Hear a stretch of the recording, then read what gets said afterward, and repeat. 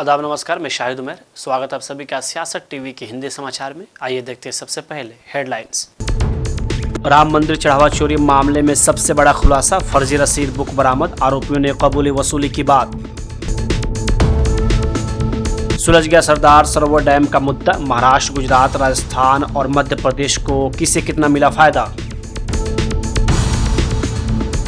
Shiv Sena corporator की गुंडागर्दी, महिला डॉक्टर और नर्सिंग स्टाफ को बेरहमी से पीटा। बांकीपुर उपचुनाव को लेकर बड़ी चुनावी सरगर्मी, आरजेडी कर रहा एकता की मांग तो एनडीए ने ठोकी जीत की ताल। मध्य प्रदेश के शाजापुर में कुत्ते से बचने के लिए अंधाधुंध भागे 13 हिरण, कुएं में गिरने से सभी की हुई मौत। ईरान संग खत्म हुआ समझौता, पीस डील के द एंड का ट्रंप ने किया ऐलान, क्या अब होगी आर पार की जंग। अब समाचार विस्तार से।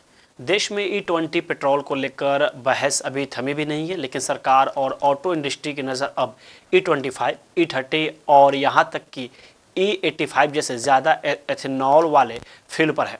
हालांकि फिलहाल सरकार E25 को जल्दीबाजी में पूरे देश में लागू करने के मूड में नहीं दिख रही है। रिपोर्ट्स के मुताबिक करोड़ों पुरानी गाड़ियों की तकनीकी सीमाओं और गाड़ियों के मालिकों की बढ़ती चिंताओं को देखते हुए अब ज़्यादा एथेनॉल वाले पेट्रोल की तरफ धीरे धीरे बढ़ने की तैयारी है। भारत ने तय सीमा से पहले पूरे देश में E20 पेट्रोल उपलब्ध करा दिया है, लेकिन सरकार का बायोफ्यूल रोड मैप यही खत्म नहीं होता है। अब E25, E27, E30 और भविष्य में E85 जैसे ज़्यादा एथेनॉल वाले फ्यूल पर भी काम चल रहा है। इनके लिए ट्रायल तकनीकी मानक और इंजन टेस्टिंग जारी है, यानी आने वाले सालों में भारतीय पेट्रोल पंप पर E20 के अलावा ज़्यादा एथेनॉल वाले फ्यूल भी दिख सकते हैं। लेकिन उससे पहले यह तय करना ज़रूरी है कि देश की करोड़ों गाड़ियाँ इसके लिए तैयार है या नहीं। केंद्रीय गृह मंत्री अमित शाह की मौजूदगी में बीच नर्मदा अवार्ड लाभार्थी राज्यों महाराष्ट्र, गुजरात, राजस्थान और मध्य प्रदेश के बीच लंबित भुगतान के निपटारे पर ऐतिहासिक समझौता हो गया है। केंद्रीय गृह मंत्री अमित शाह, जल शक्ति मंत्री CR पाटिल की उपस्थिति में 7 जुलाई को नई दिल्ली में महाराष्ट्र के मुख्यमंत्री देवेंद्र फडणवीस, गुजरात के मुख्यमंत्री भूपेंद्र पटेल, राजस्थान के मुख्यमंत्री भजन लाल शर्मा और मध्य प्रदेश के मुख्यमंत्री डॉक्टर मोहन यादव ने समझौते पर हस्ताक्षर किए। बैठक में केंद्र एवं चारों राज्यों के बीच अधिकारी भी मौजूद थे।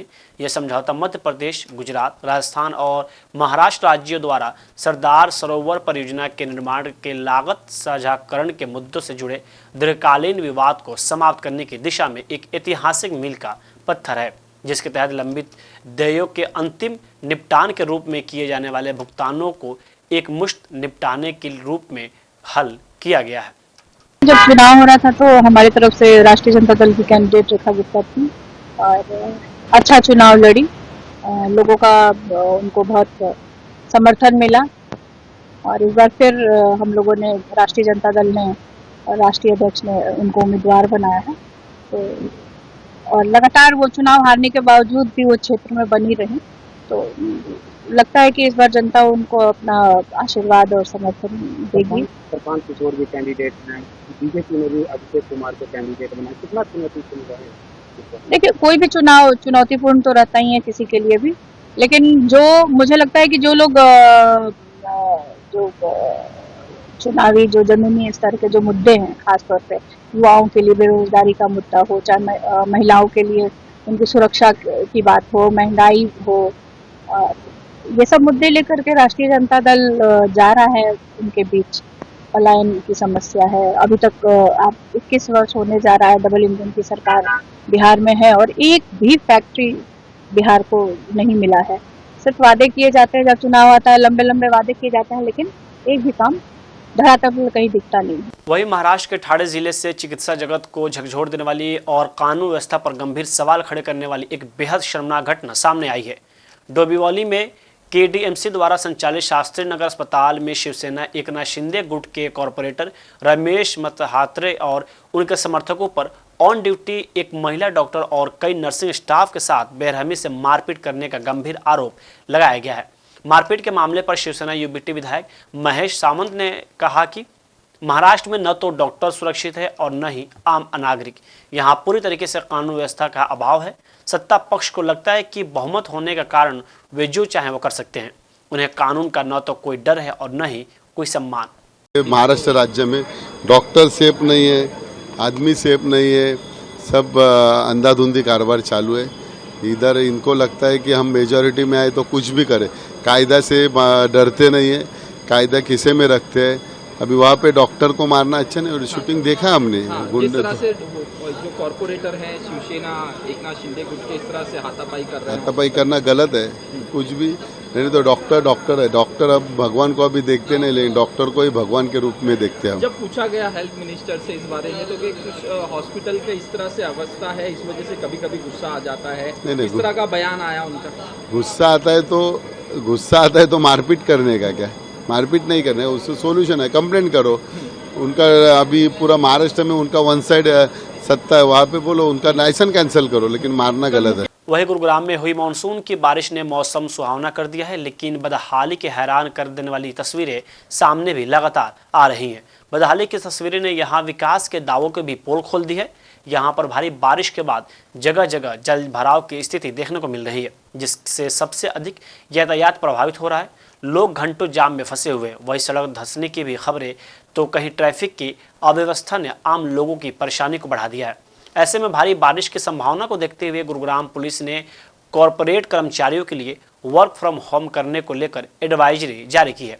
ऐसा इसलिए किया गया है ताकि भारी बारिश के बाद भी ट्रैफिक की व्यवस्था बनी न रहे। पुलिस ने एडवाइजरी जारी में गुरुग्राम पुलिस ने कहा है कि हम कॉरपोरेट सेक्टर और निजी संस्थानों से अपील करते हैं कि वो अगले कुछ दिनों तक अपने कर्मचारियों के लिए वर्क फ्रॉम होम की व्यवस्था को महत्व दें। पुलिस के मुताबिक यह सलाह यात्रियों की सुरक्षा सुनिश्चित करने, ट्रैफिक का अनावश्यक बोझ कम करने और सड़क की स्थिति को बेहतर ढंग से संभालने में स्थानीय अधिकारियों की मदद करने के लिए ये एडवाइजरी जारी की गई है। राम मंदिर में हुए चढ़ावा चोरी मामले में बड़ा खुलासा सामने आया है। एसआईटी के आरोपियों की निशानदेही पर फर्जी रसीद बुक बरामद हुई है। आरोपियों ने इस फर्जी चंदे की रसीद बुक के जरिए वसूली की बात भी कबूल कर ली है। दरअसल सूत्रों के माने तो पुलिस जांच में आरोपियों ने इस बात को कबूल किया है कि वो न केवल चंदा चोरी करते थे, बल्कि फर्जी रसीद काटकर चंदा देने वाले से पैसे भी ऐंठ लेते थे। बताया जा रहा है कि आरोपियों के पास से श्री राम जन्मभूमि तीर्थ क्षेत्र ट्रस्ट की पुरानी फर्जी रसीद बुक भी मिली है। सूत्रों के मुताबिक शुरुआत में टिन्नू यादव, लकुश मिश्रा, करुणेश पांडे, अनुकल्प मिश्रा और तमाम गिरफ्तार आरोपी से जब कोई मंदिर में दान देने की इच्छा जताता था तो ये लोग रिसीविंग के तौर पर यह फर्जी रसीद दे देते थे ताकि किसी को भी शक न हो। रसीद पर श्री राम जन्मभूमि तीर्थ क्षेत्र का लोगो बनवाया गया था। ये रसीद हूबहू बिल्कुल असली रसीद की तरह ही दिखती थी। अब नई व्यवस्था के तहत रसीद ऑनलाइन मिली है, इसलिए इन लोगों ने इन रसीदों का प्रयोग करना बंद कर दिया है। मैं सिर्फ इतना कहना चाहता हूँ, जो मेरे मन में आशंका थी सही साबित हुई। चंपत राय जी में ये हिम्मत कहाँ से आई कहने की, वो भी लिख कर कि जरा एसआईटी की रिपोर्ट आ जाए तब मैं बोलूंगा। तो क्या चंपत राय जी आपको एसआईटी की रिपोर्ट मालूम है? तब आप बोलने लायक रहेंगे कि जेल के अंदर रहेंगे? ये कैसे मालूम हुआ आपको? इसका मतलब साफ है कि भारतीय जनता पार्टी सरकार में भगवान राम को लूटने वालों के सजा नहीं मिलेगी। जनता को तैयार होना पड़ेगा, राम भक्तों को तैयार होना पड़ेगा। जो उनके आंदोलन से निकली हुई एक पूरे दुनिया में पवित्रता है, जो उसे नष्ट करे उसे सजा मिलनी चाहिए। उत्तर प्रदेश के मुख्यमंत्री योगी आदित्यनाथ ने शिक्षा व्यवस्था को लेकर बेहतर बनाने पर जोर दिया है। उन्होंने कहा कि शिक्षा समाज की आधारशिला है, इसके बाद कुछ भी होना असंभव है। वहीं उन्होंने समाजवादी पार्टी पर निशाना साधते हुए कहा है कि यूपी के एक नेता ने कहा था कि नकल करना हमारा जन्मसिद्ध अधिकार है। योगी ने कहा कि शिक्षा हर नागरिक का दायित्व बनता है, लेकिन शिक्षक का दायित्व सबसे ज़्यादा बनता है कि हम हर बच्चे को स्कूल लेकर जाएं। मुख्यमंत्री ने कहा कि शिक्षा समाज की आधारशिला है और शिक्षा के बगैर कुछ भी हो पाना असंभव है। शिक्षा की उपेक्षा हुई तो आपने उत्तर प्रदेश को देखा होगा कि बीमारू राज्य हो गया है। एक समय ऐसा भी आया जब यूपी की शिक्षा व्यवस्था को लोगों ने अपने निहित स्वार्थ के लिए पूरी तरीके से बर्बाद कर दिया था। वहीं उत्तर प्रदेश में विधानसभा चुनाव से पहले अपने संगठन को धार देने में जुटा राष्ट्रीय लोक दल अब रणनीति के धरातल पर भी मजबूती से बढ़ रहा है। नवगठित संसदीय बोर्ड की पहली बैठक आज नई दिल्ली में आयोजित हुई, जहां आगामी विधानसभा चुनाव को देखते हुए रणनीति तय की गई।